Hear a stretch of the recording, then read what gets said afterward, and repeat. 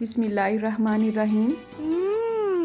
Tasty. जी हाँ, ये tasty सी शकरकंदी चाहे स्टीम करके खाई जाए चाहे रोस्ट करके खाई जाए, ये सभी को अच्छी लगती है। अब अक्सर लोगों के जहन में ये सवाल आता है, क्या इस टेस्टी सी शकरकंदी को पूरा साल इंजॉय करने के लिए हम स्टोर कर सकते हैं? तो आज की इस वीडियो में आपको इस क्वेश्चन का आंसर मिल जाएगा। इसे कैसे स्टोर करना है ये भी हम देखेंगे और उसका रिजल्ट कैसा आता है ये भी हम देखेंगे।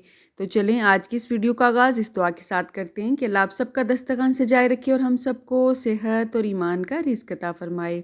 आजकल दिसंबर शुरू हो चुका है और हमारे एरिया में बहुत ही अच्छी शकरकंदी आ रही है। इस शकरकंदी को मैंने जस्ट एक दफ़ा वॉश किया है। अभी इस पे आपको मिट्टी के कुछ पार्टिकल नज़र आ रहे होंगे, तो आपने परेशान नहीं होना है। इसको हम एक दफ़ा दोबारा वॉश करेंगे। शकरकंदी बड़ों और बच्चों दोनों के लिए बहुत मुफीद है क्योंकि इसमें विटामिन ए, बी और सी की वाफर मिकदार पाई जाती है। क्योंकि इसमें फाइबर की बहुत ज़्यादा मिकदार पाई जाती है, तो जिन लोगों को कब्ज़ की शिकायत होती है वो ज़रूर इसे इस्तेमाल किया करें। इंशाल्लाह ज़रूर फ़ायदा होगा। तो इस तरह से मुनासिब से पीसीज में हम इसकी कटिंग कर लेंगे। चाहे तो हाथ से ही इसकी कटिंग कर लें, चाहे आप इसे बोर्ड पे रख के कटिंग कर लें। जैसे आपको आसान हो आप इसे काट लें। शकरकंदी को उबाले बगैर आपने कैसे पकाना है ये भी हम डिस्कस करेंगे। इससे पहले भी मैं तवे पे इसे रोस्ट करने की और वैसे ही उबाले बगैर रेसिपी शेयर कर चुकी हूँ इसे पकाने की। उन तमाम वीडियोस का लिंक आपको इस वीडियो के डिस्क्रिप्शन बॉक्स में मिल जाएगा। आपको स्क्रीन के राइट साइड पे या लेफ्ट साइड पे छोटा सा एरो का बटन नज़र आएगा, आप उस पर क्लिक करेंगे तो इंशाल्लाह डिस्क्रिप्शन बॉक्स ओपन हो जाएगा। ठीक है, तो इस तरह से बोर्ड पे काट के भी इसकी कटिंग कर सकते हैं। उसके बाद हम इसका छिलका रिमूव कर लेंगे। आप चाहें तो इसे छीलने और काटने के फ़ौरन बाद पानी में डिप करते रहें, जैसे कि हम आलू को डिप करते हैं। उसके बाद हम इसे वॉश कर लेंगे। इस तरह के जिप लॉक्स बहुत ही आसानी से मार्केट में अवेलेबल होते हैं। अगर आपके पास ये नहीं है तो आप कोई भी एयर टाइट जार भी ले सकते हैं। ठीक है, अब अच्छी तरह से वॉश करने के बाद डिफरेंट पोर्शंस में हम इसे डिवाइड करके रख लेंगे। तो एक ही जिप लॉक में मैंने इसे रख लिया है। इसकी जितनी हवा रिमूव कर सकते हैं आप रिमूव कर लें और उसके बाद इसकी ज़िप को हम बंद कर देंगे और इसे हम फ्रीज़ कर देंगे। अब फ्रीज़ करने के बाद कैसा रिज़ल्ट आता है ये भी हम वीडियो के एंड पे डिस्कस करेंगे। असल में फ्रीज़ की हुई कोई भी चीज़ हेल्दी नहीं होती है, तो ये एक अलग टॉपिक है। जस्ट आज हमने ये देखना है कि फ्रीज़ कैसे किया जाता है इसे और इसका रिज़ल्ट कैसा आता है। ठीक है, अब यहाँ पे हमने इसको देखना है कि हमने उबाले बगैर इसे कैसे पकाना है, ये दूसरा तरीका है। इस तरह से बड़े पीसेस को मैंने दरमियाने पीसेस में काट लिया है और इन पीसेस को मैंने एक पुरानी सी कढ़ाई में शिफ्ट कर लिया है। जो बड़े पीसेस हैं वो सेंटर में ले आएंगे क्योंकि सेंटर में चूल्हे की आंच अक्सर ज़्यादा ही होती है। ये कढ़ाई मैंने अक्सर सिंघाड़े उबालने के लिए और शकरकंदी वगैरह उबालने के लिए रखी हुई है।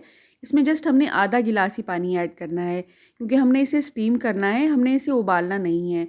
अब कोई भी कॉटन का कपड़ा ले लें, किचन टॉवल ले लें, अच्छी तरह से उसे हम गीला करेंगे और उसके बाद उसे अच्छी तरह से हमने निचोड़ के सारा पानी उसका रिमूव कर देना है।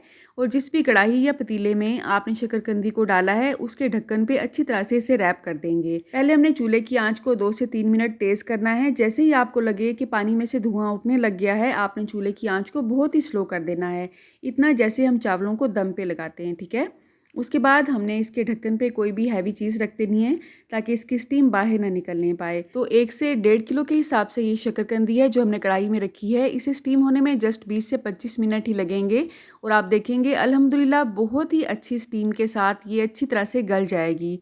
आप इसे अपने हिसाब से कैसे भी यूज़ कर सकते हैं, तो किसी भी चम्मच या छुरी की मदद से आप इसे चेक करें। अल्हम्दुलिल्लाह आपने देखा बहुत अच्छी तरह से ये गल चुकी है। अब चूल्हे की आंच को हम बंद कर लेंगे और ठंडे पानी में इसे एक दफ़ा खंगाल लेंगे ताकि ये कुकिंग प्रोसेस से निकल आए। आपने देखा जितना पानी हमने डाला था उससे तकरीबन आधा इसी में है क्योंकि इसे हमने बहुत हल्की आंच पे स्टीम पे लगाया था।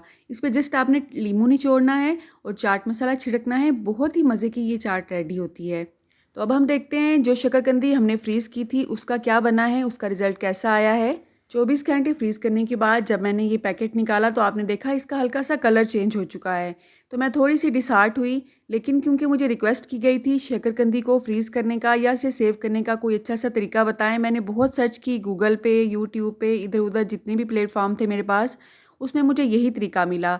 तो मैंने इसे पहले ट्राई किया। अगर रिज़ल्ट अच्छा आता तो मैं आपके साथ शेयर करती हूँ, अगर बुरा आता है, जैसा भी एक्सपीरियंस होता है मैं आपके साथ शेयर करती हूँ।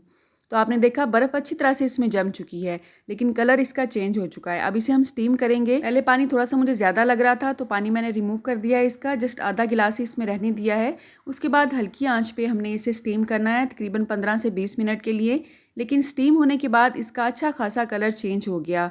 तो मैंने यही रिज़ल्ट निकाला कि अगर आप चाहते हैं इसे फ्रीज़ करना तो आप पकी हुई को या हल्का सा बॉयल करने के बाद इसे फ्रीज़ कर सकते हैं। बेहतर है ताज़ी चीज़ ही खाएं, फ्रीज़ की हुई चीज़ें अच्छी नहीं होती हैं सेहत के लिए। गल तो ये गई है, टेस्ट भी इसका ठीक था, लेकिन कलर अच्छा खासा इसका ख़राब हो चुका था। तो आपकी ये रिक्वेस्ट मैंने पूरी की है कि शकरकंदी को स्टोर करना कैसा है और उसका तरीका क्या है स्टोर करने का। अब ये आप पे डिपेंड करता है, आप टेस्ट पे जाते हैं कि शक्ल पे जाते हैं। तरीका इसका यही है स्टोर करने का, ठीक है। आप किस सिटी से मेरी वीडियोस को वॉच करते हैं, कमेंट बॉक्स में अगर आप मुझे बताएंगे तो मेरे लिए एक बहुत बड़ा इनाम होगा।